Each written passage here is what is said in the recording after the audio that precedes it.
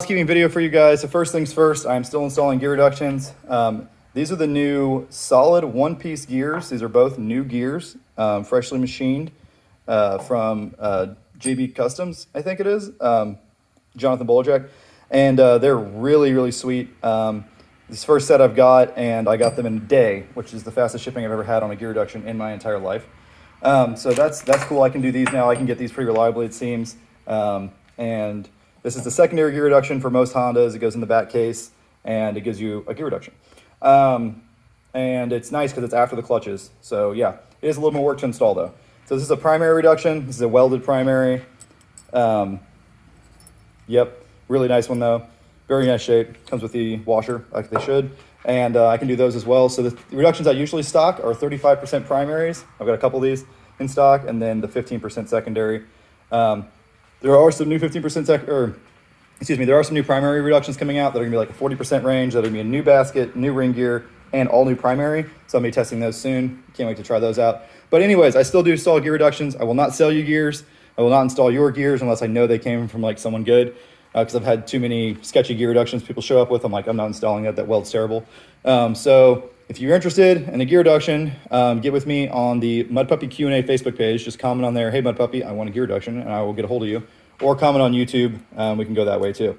No, I'm not putting in my phone number. That was a disaster. Last time I did that. And so is the email address idea. So you got to get a hold of me on the Mud Puppy Q&A Facebook page or comment below.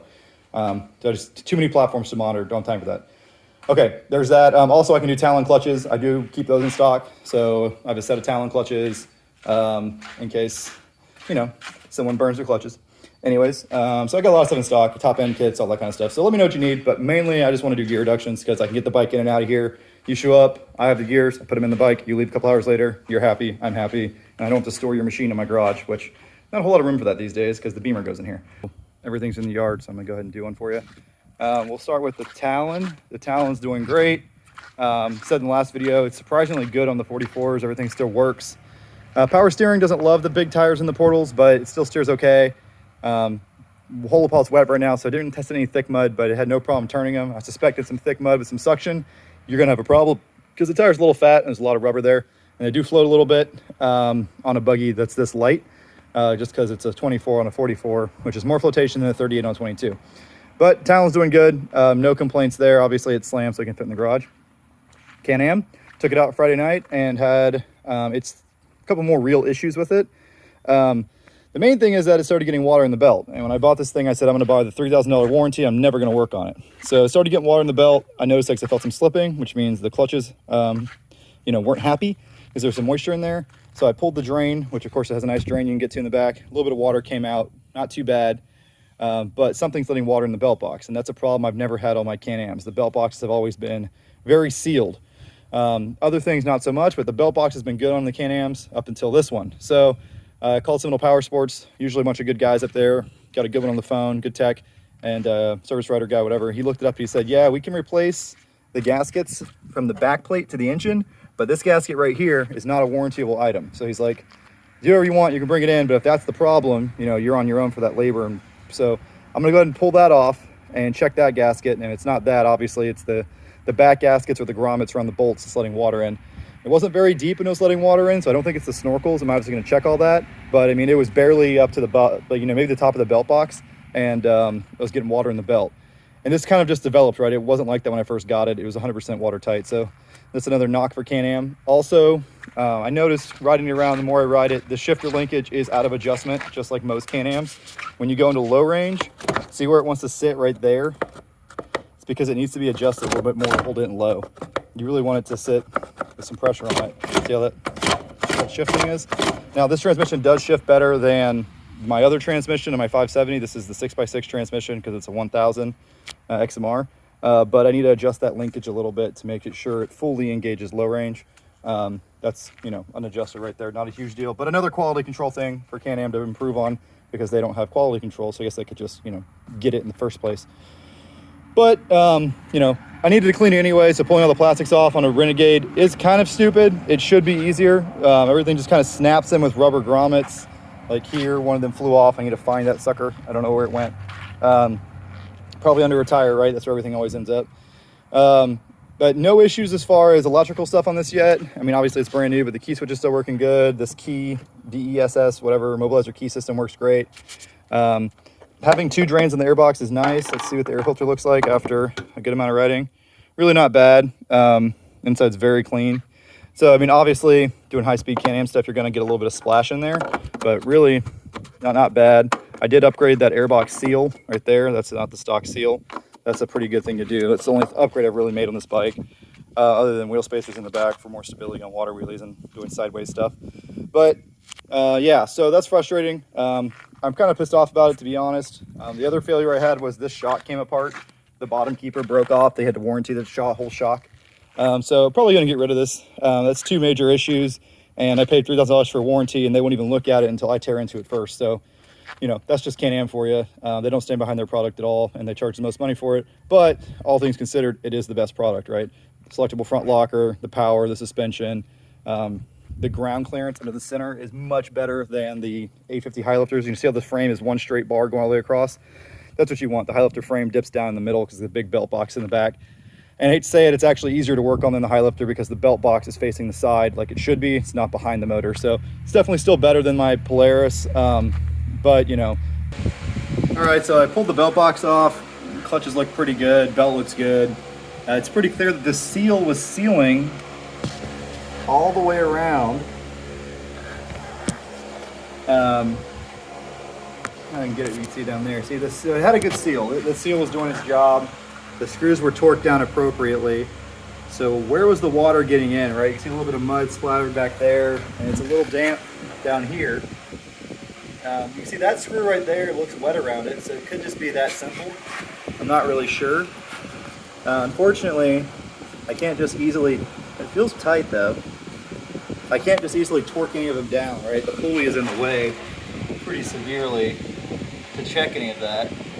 So it's something with the back plate of the box, I believe, that's leaking, either those bolt holes or the gaskets where it seals. So it's gonna go to the dealership. We'll see if they try to charge me to do that.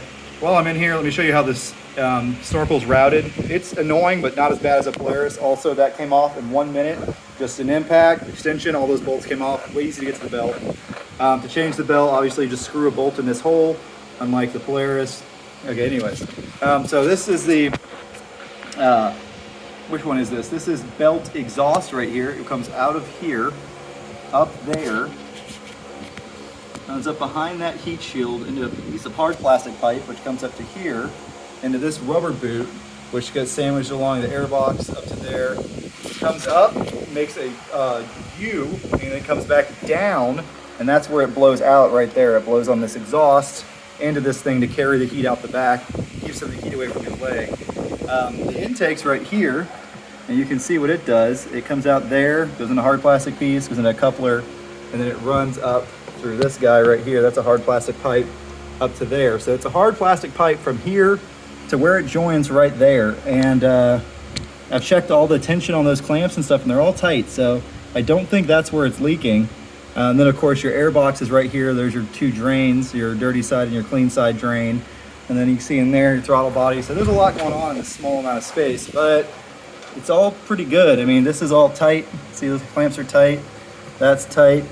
So the only thing that I see that could be leaking is the back of the box, the screw holes, or something I can't see in there.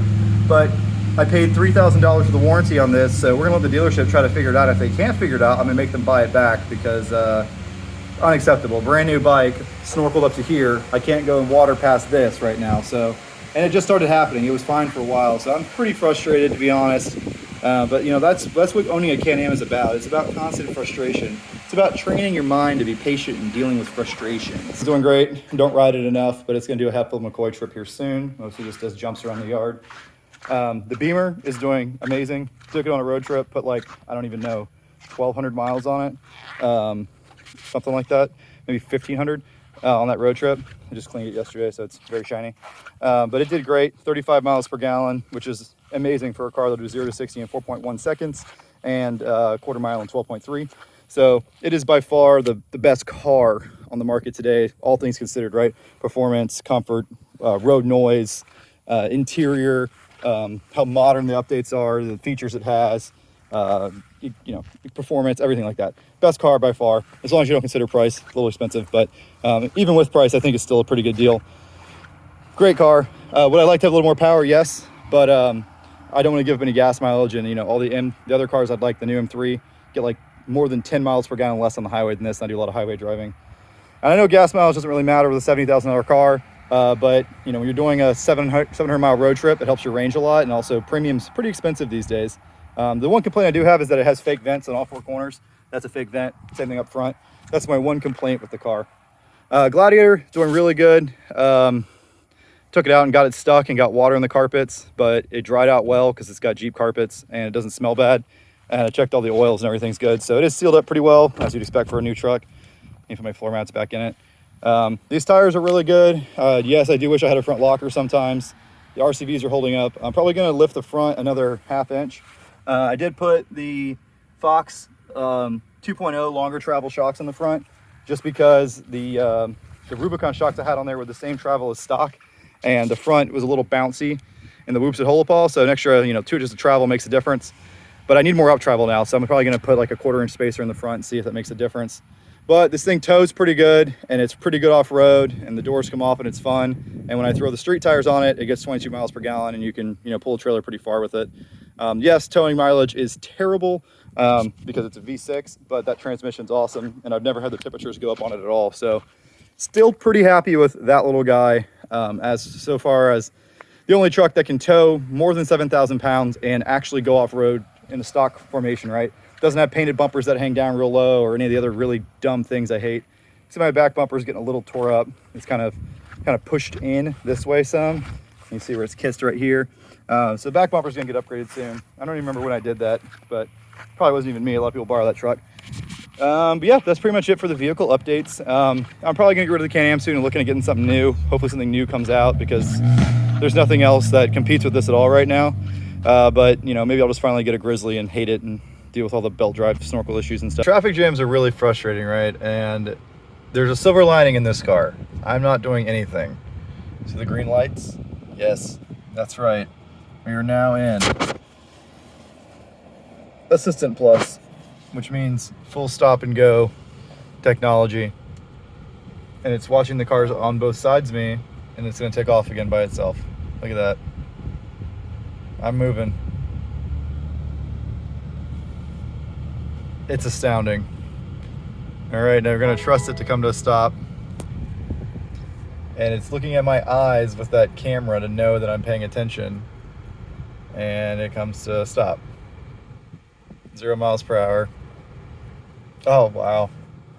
I should probably get in that lane though, but this is working quite well. So here's a good comparison of all three: stock sport shocks, Rubicon fronts, and the Fox 2.0. These are 15 3/4 compressed, roughly. This is 16 3/4, so it is an inch longer compressed. Fox says it works on a stock truck. I'm not worried about it because I've already dropped my bump stop 5/8 of an inch, so I think I'm good to go there. Obviously, we're going to do a full flex test when we install this, disconnect the sway bar, bottom out the bump stop, and make sure that we have good margin here to not over compress the shock.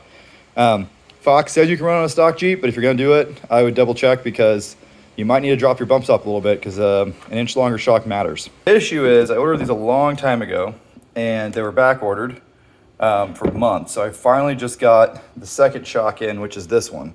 And there's a slight difference. So if we line them up, you can see that the top looks the same, bushings and stuff. The length of the body is the same. The full travel is the same. But they have changed this insert. See how nice and thick this one is? The old one's really thin and chintzy. So they changed the thickness of the rubber and this bushing insert. This is a lot more high quality. Don't think it's going to cause any issues, but yeah, sounds like there might have been a reason that they went out of stock. And